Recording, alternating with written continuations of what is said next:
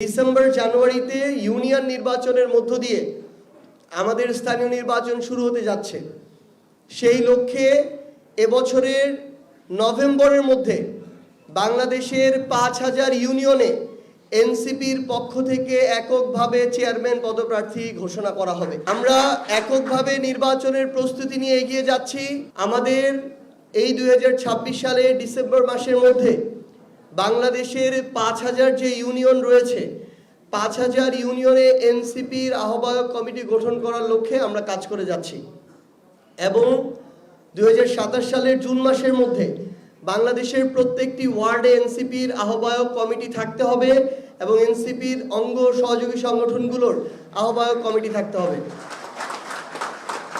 আমরা ইতিমধ্যে ১০০টি উপজেলা এবং পৌরসভায় প্রার্থী ঘোষণা করেছি। নগদ নিয়ে এলো হার না মানা হার অফার। সর্বনিম্ন ১০,০০০ টাকা রেমিটেন্স নগদে পাঠালে থাকছে স্বর্ণের হার জেতার সুযোগ।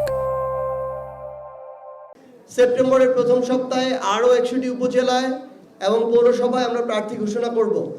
কিন্তু আমরা স্থানীয় সরকার মন্ত্রণালয়ের মাধ্যমে যতটুকু জেনেছি যে ডিসেম্বর জানুয়ারিতে ইউনিয়ন নির্বাচনের মধ্য দিয়ে আমাদের স্থানীয় নির্বাচন শুরু হতে যাচ্ছে।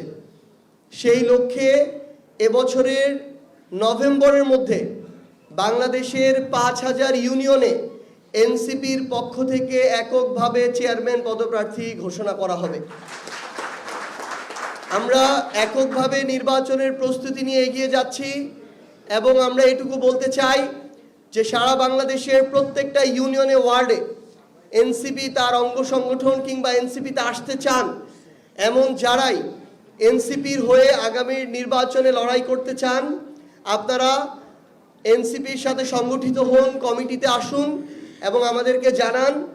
আমরা প্রত্যেকটা উপজেলা, পৌরসভা এবং ইউনিয়নে এনসিপির পক্ষ থেকে খুব দ্রুত প্রার্থী ঘোষণা করব ইনশাআল্লাহ।